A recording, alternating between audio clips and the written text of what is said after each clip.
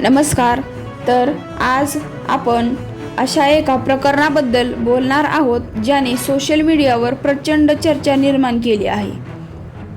एका बाजूला रविराज साबळे यांचा पोलीस कारवाईशी संबंधित व्हिडिओ व्हायरल झाला आहे, तर दुसऱ्या बाजूला त्यांच्या आईसोबतचा भावनिक व्हिडिओ लाखो लोक पाहत आहेत। मात्र या प्रकरणात नेमकं काय घडलं, सोशल मीडियावर फिरणारे दावे कितपत खरे आहेत आणि अधिकृत माहिती काय सांगते, चला तर सर्व माहितींची आज आपण पडताळणी करणार आहोत। सोशल मीडियावर व्हायरल झालेल्या व्हिडिओमध्ये रविराज साबळे यांना पोलिसांच्या वाहनातून बाहेर काढले जात असल्याचे दिसते।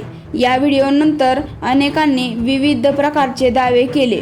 काहींनी पोलिसांवर टीका केली तर काहींनी संपूर्ण घटनेची निष्पक्ष चौकशी व्हावी अशी मागणी केली। यानंतर आणखी एक व्हिडिओ समोर आला, त्यामध्ये रविराज साबळे आपल्या आईला भेटताना भावनिक झाल्याचे दिसते। आई मुलाच्या या भेटीचा व्हिडिओ सोशल मीडियावर मोठ्या प्रमाणात शेअर झाला आणि अनेकांनी त्यावर भावना व्यक्त केल्या। दरम्यान विद्यार्थ्यांनी एका पोलीस अधिकाऱ्याने कथित धमकी दिल्याचा आणखी एक व्हिडिओ व्हायरल होत आहे। या व्हिडिओचीही मोठी चर्चा सुरू होत आहे। मात्र या व्हिडिओतील सर्व दाव्यांची अधिकृत पुष्टी झालेली नाही।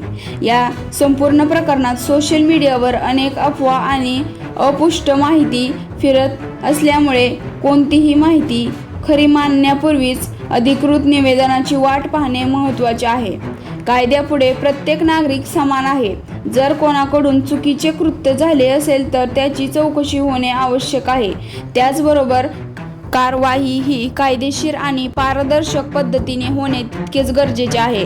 या घटनेनंतर अनेक सामाजिक कार्यकर्ते आणि नागरिकांनी निष्पक्ष चौकशीची मागणी केली आहे।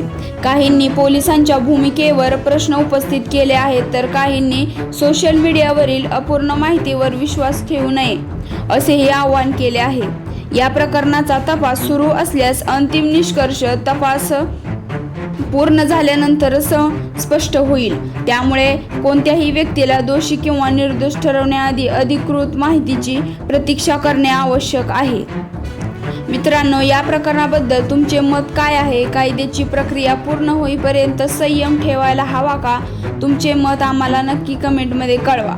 आजच्या अशाच ताज्या, विश्वासार्ह आणि महत्त्वाच्या बातम्यांसाठी MNN न्यूज चॅनलला सबस्क्राईब करा, व्हिडिओला लाईक करा आणि आपल्या मित्रांपर्यंत नक्की शेअर करा। धन्यवाद।